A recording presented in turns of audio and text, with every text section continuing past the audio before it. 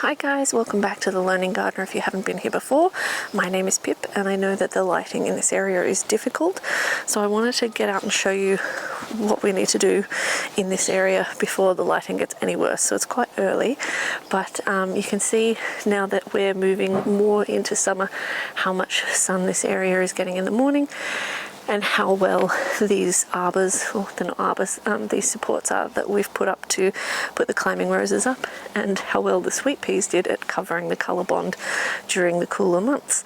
But what we're going to be doing is we have got my mum's dog, Dobby, staying with us for 3 weeks in January.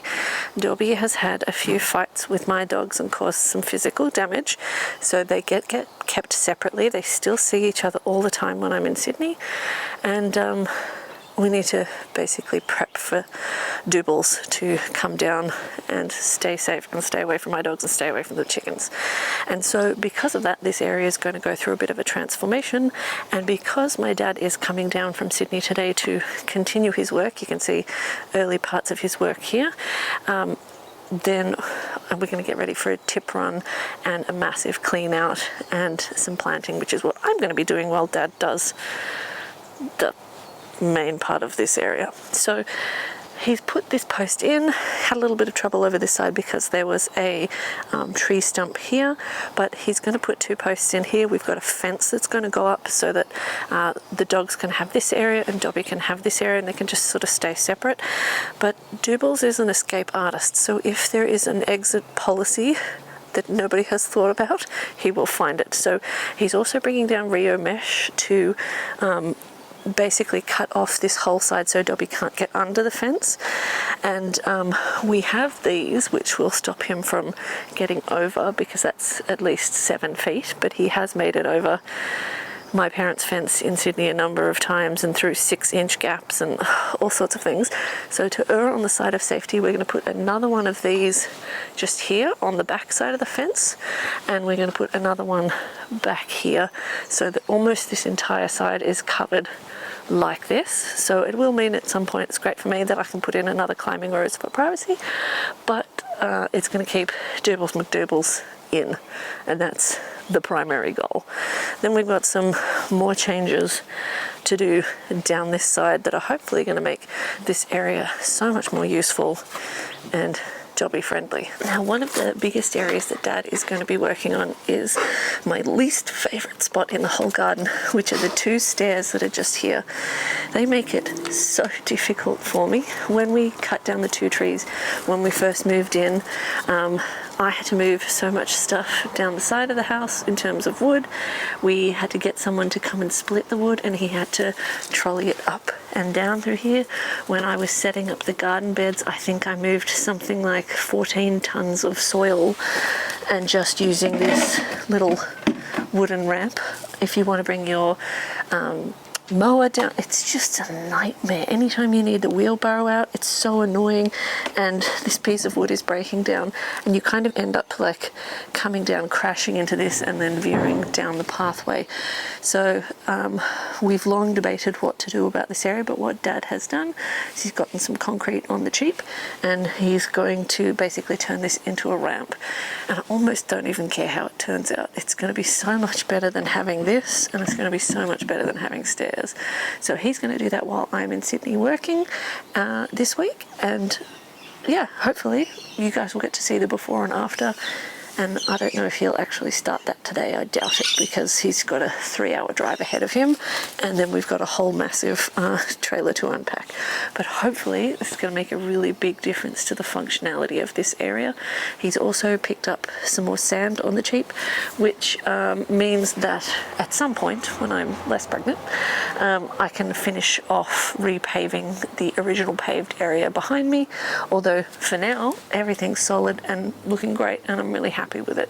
So there's no hurry on that, but we are, as I said, changing this area up to keep Dobby in when he's down for 3 weeks or so in January. So this whole area will be Dobby's. One of the really nice security factors is these Pittosporum trees. They will stop him from being able to get over. We've also got the rose arbor, which I just showed you, which will be extending as well. That'll prevent him from climbing into the garden bed and trying to get over that way. he is a cheeky chops who will find a way if there is a way. So we really have to like think of everything possible, but we thought this would be quite a nice area to give him a bit of space and a bit of outdoor run, keep him away from the chickens, and because he will find a way to get into the chickens for sure, and keep him safe and sheltered and prevent further dog fights. So hopefully it all works out. One of the other things we want to do to try and keep Dobby in is also because he's not that keen on the idea of a kennel. So just in case he refuses to get in a kennel and it's hot in summer, and also to prevent him from being able to take a run up along here and fly over the fence, because he is a flight risk and has an impressive jump, is I'm going to get my dad to attach some shade cloth up to the top of the roof and bring it over to the fence. At least that will make this area semi-sheltered and shaded, and it will also prevent the height that Dobby will need to get in order to get over the fence, and make it so he can't go over if he somehow works out a way this way either. So hopefully all of those changes will keep Dobby in. And as you can see at the moment, this area is chaos central. Some of that is because there's stuff here that, because I'm pregnant, I can't lift anymore, so it's waiting for Dad. Some of it is waiting for a tip run, and Dad is coming down with a trailer, and that means we need to take full advantage of it, and we need to do a tip run. So there's heaps of stuff here that will go to the tip, hopefully, and we've also got a bunch of green waste to take to the tip.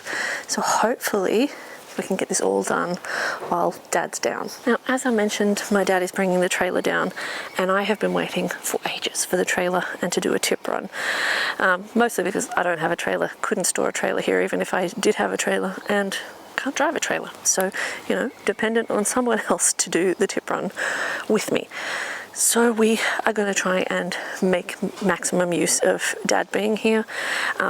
As I mentioned, I have to be in Sydney for 2 days for a work situation. So a lot of the stuff that's happening down the side garden, Dad will be working on without me here and without the puppies here.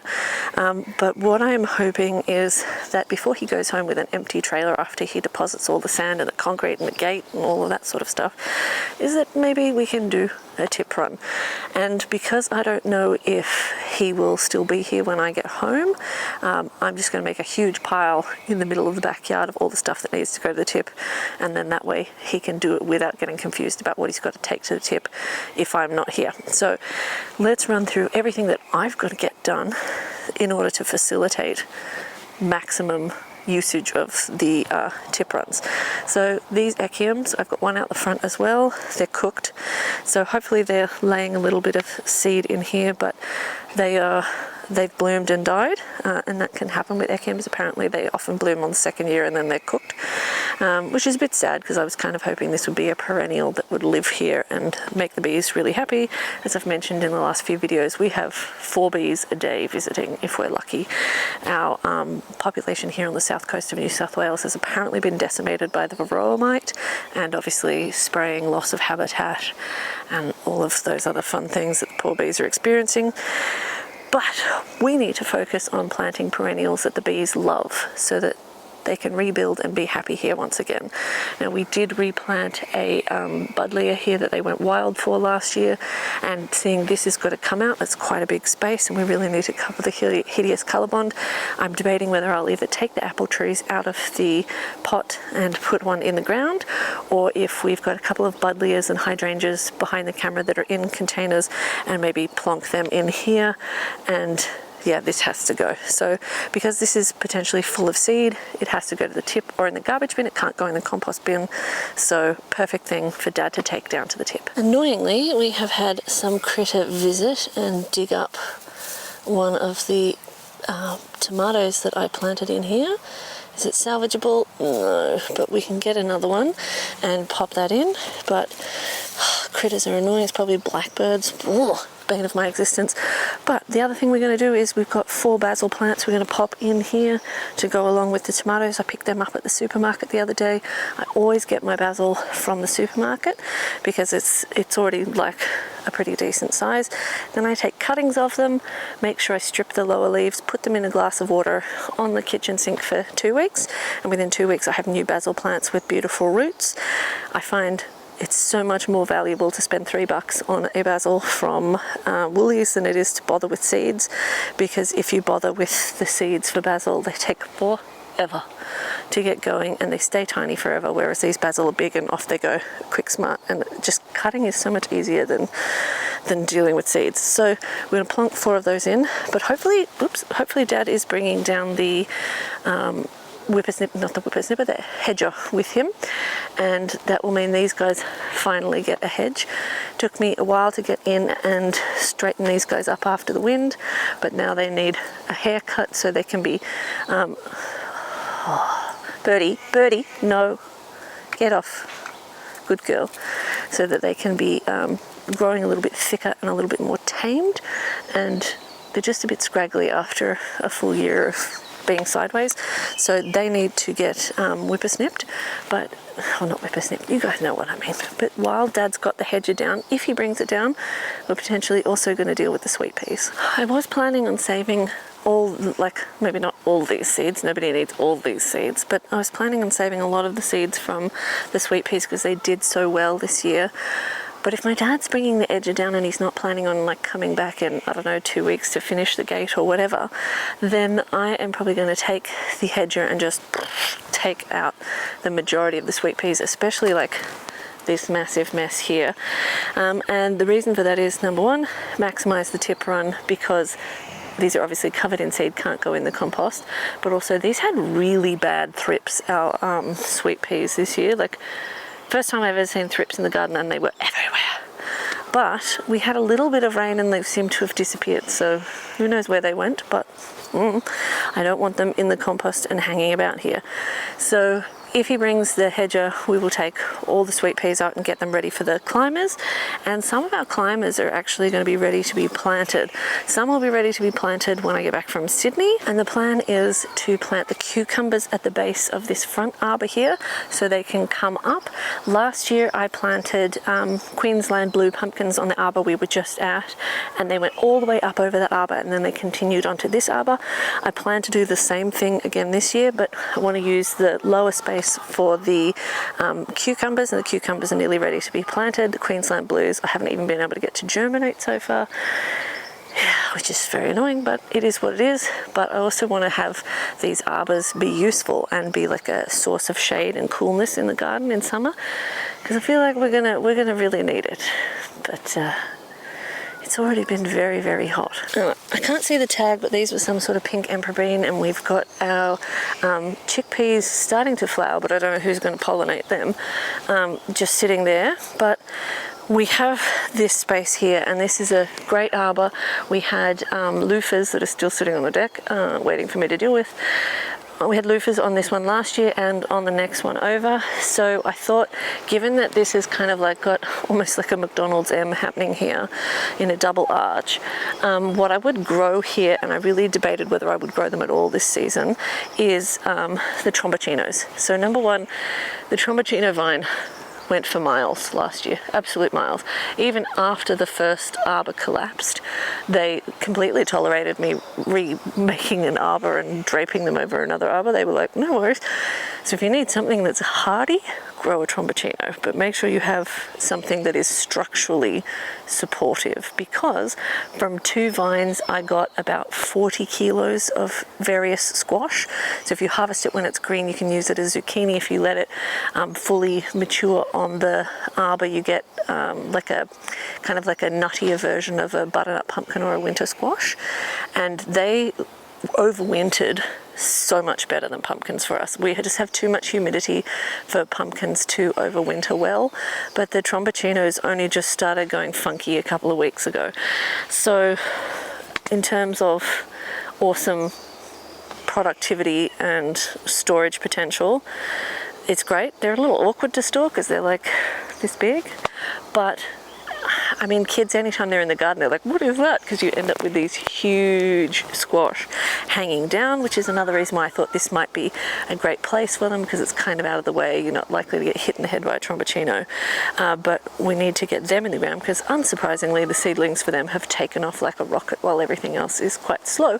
But we can pop them in, get them going up this arbor, get some tromboncinos in our belly. Now, you've probably guessed that this is all not happening in one day. This is going to happen over a number of days, and we're just going to bring it to you in one big video. And sorry about the lots of talking at the beginning of this video, just to run you through everything so I can just get it done.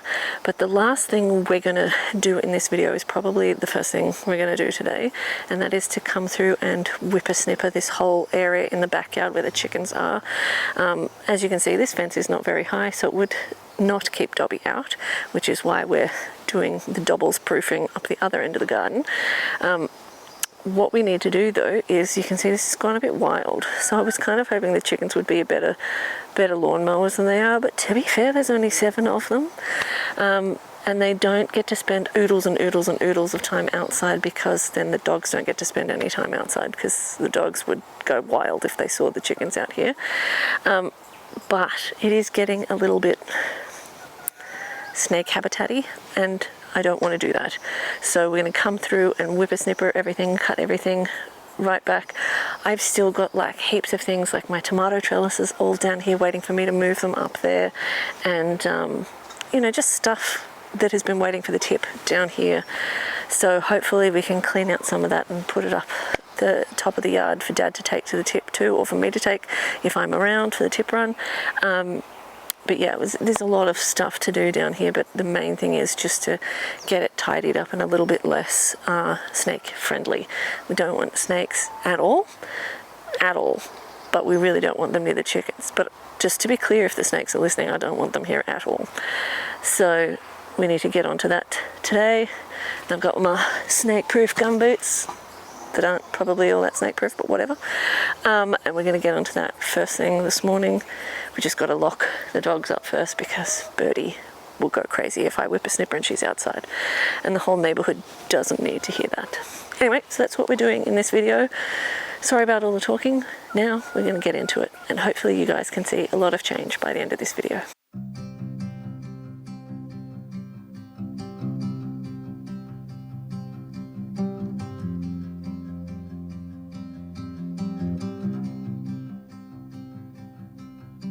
Down in the valley where the roots lay low and the river bends while the water flows, you were laying down with your toes exposed on a rock you found with the morning's warmth. Oh, I'm glad that I found you. Oh, I'm glad that I found you. I'll call you on the boulevard to tell you, love, that I'm not too far from home, where I can hold you in my arms and play you songs on my old guitar. Oh, I'm glad that I found you. Oh, I'm glad that I found you.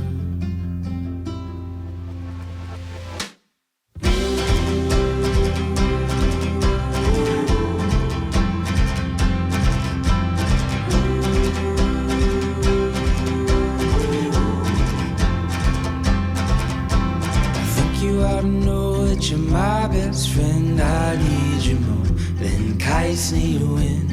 We can go together to the very end. Getting lost with you is time well spent. Ooh, I'm glad that I found you. Ooh, I'm glad that I found you. Ooh, I'm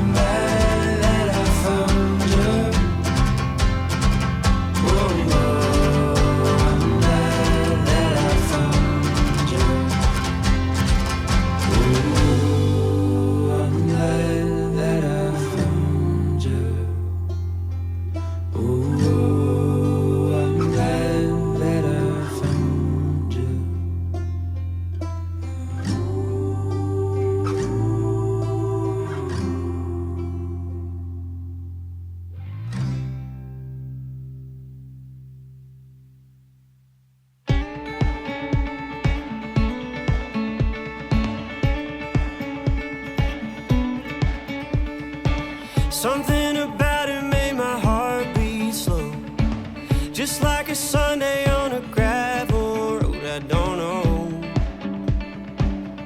why she soothes my soul. It felt familiar when she walked in, like she stepped into a place I've been. Now I know why she feels like home. Those eyes deep blue like a Memphis rain, heart pure gold like a guitar string. Her smile shines bright like the neon streets. Yeah, she reminds me of the way that wind blows through the pines in the middle of a rocky top summertime. She burns my lips like a whiskey neat. Yeah, she reminds me of Tennessee. Our first dance was on a barroom floor. She stepped where I stepped all night long, and she felt like home. Those eyes deep blue like a Memphis rain, heart pure gold like a guitar string. Her smile shines bright like the neon streets. Yeah, she reminds me of the way that wind blows through the pines in the middle of a rocky top summertime. She burns my lips like a whiskey neat. Yeah, she reminds me of Tennessee,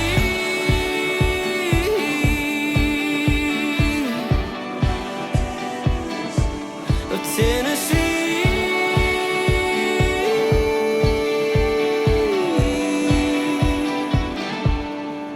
Those eyes deep blue like a Memphis rain, heart pure gold like a guitar string. Her smile shines bright like the neon streets.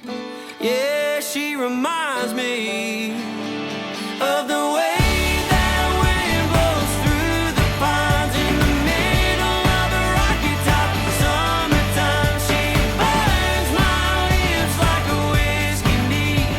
Yeah, she reminds me of Tennessee. Yeah, she reminds me of Tennessee.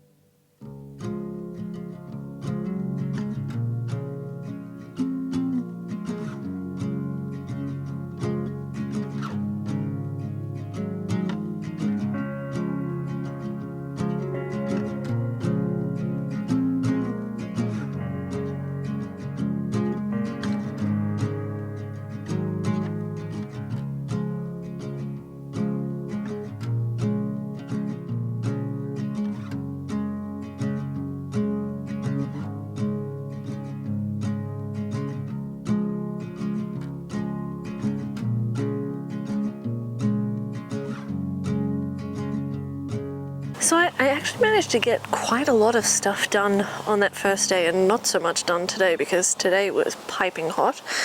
But something we'll have to do really soon, because I keep getting in a cycle with it, is deal with the mallow weed in this strawberry bed. I've sprayed it 1 billion times because I want it to be easier to take off the netting so that I can fully smother it, but I can't do that when the mallow is really full and lush and I'm about to get bitten by a march fly. But the trouble is that I kill the mallow and then I never get round to putting the smothering materials on top of the tarp and some newspaper. And then in 2 seconds the mallow grows back. The mallow is just terrible. Anyway, so we've sprayed that again today. Hopefully tomorrow I will make myself deal with it. But I just want to show you quickly what else we got done and what my dad managed to do in his brief trip down. So the light is pretty rubbish right now, but I was surprised by how difficult it actually was to just prune the sweet peas back. They've really attached themselves quite firmly onto the supporting structures, and I only wanted Dad to have to do 1 tip load, so I kind of limited how much I cut back. And to be honest, by the time I'd whippet-snippet around the chicken run and done a bit of the hedging, my arms were dead and I was just totally cooked that night. And I want to save some of the seeds, so I did hack, like, let's say 3/4 of this back, so that on this end I'll be able to save some seeds in the end. I don't need 1 million seeds, but I just need some. But I didn't end up doing like these ones because the seeds are not quite ready. They should be ready maybe tomorrow, maybe the next day. And these were my favorite one. These are the Royal Maroons. And also I just, like, as I said, I was cooked. So I just did what I could do, and it ended up being a decent tip load for Dad to take between the garden stuff and the household stuff. So dogs are rumbling. So at least we're going to be able to save some seeds from the sweet peas, but we've still got a heap more to clean out. They're almost done. Almost. So again, I realize the light is tricky and I will show you this from the other side, but this is one side of the gate. I'll need to tidy up the paint a little bit, but it's looking fine. This is just to keep Dobby in. So my dad has concreted in this side and then ran out of concrete on this side. I did find another bag of concrete up on the deck, so in a day or two I will have to mix up some concrete and pop it in, but it's not actually all finished yet. So this is the same gate from the other side, and you can see my dad, I'm not sure why he painted it, but he's painted the Rio mesh here to try and stop Dobby from going underneath the deck and out into the rest of the yard. I'm pretty sure, I mean, I don't know if he'll fit through that, but he's squirrely and I don't want to find out the hard way, so I might put some chicken wire on it. I don't know. Think about it. Maybe I'll just leave that to when he's here and see if he gets through there. But yeah, he does get over a 6-foot fence at home, so we need to make sure we have got nice high deterrents to keep him in. This gate is going to be open most of the time, but it allows us to keep the dogs separate. It allows me to close this area off if I don't want the dogs coming down this area, because sometimes Birdie and the neighbour's dog get into it under the fence, and some days are worse than others, and sometimes you just don't want to listen to it anymore. So at least this way I can close the door, she can't come down, but we've still got some work to do. Dad has started embedding this into the ground. He just wanted to see how I wanted it essentially finished off before he anchors it, but he also ran out of time. He was only here for a day and a half, 2 days, and so by the time he had unloaded the trailer, which was full of sand and cement and gates and stuff like that, he'd put the gate up, he'd done a run to the tip and to the hardware store, then he was on pretty limited time then for everything else that he wanted to get done. And we've got some more Rio mesh that is going to go between the fence and the gate to finish off this wall, and then hopefully that'll be enough to keep Dobby in when he's here in summer. Now the last thing that Dad was trying to get done was to make a ramp at least half the stairs. If I want him to, he'll turn the whole stairs into a ramp, but I think it'd probably be easier to just do a small ramp so you can get the mower down and the wheelbarrow down. But he ran out of cement. It took more than he thought it would just to make the first part. So the first part has been done and is pretty much 100% dry now. But he also cleaned out this back area for me, which had quite a few heavy things, like a heavy wooden pallet that I want to keep and move, but because I'm pregnant I can't do it. And there's like a real limit to my energy on some days, like today. So that looks way better down there than it did before. We've got a half done ramp here, and we've got a half done fence, so we're halfway there. And I think he's planning on coming back down in the next week or two to carry on and to pop more fencing up along the side fence so that there's no chance for old Doobles to escape. But I just thought you guys might like to see what we're kind of working on down the side here and how this area is changing, and hang out with us as we try and get a heap of stuff done in the garden before it gets too much hotter than it already is. But I hope you guys have enjoyed this video, and we'll see you in the next one. Thanks for watching.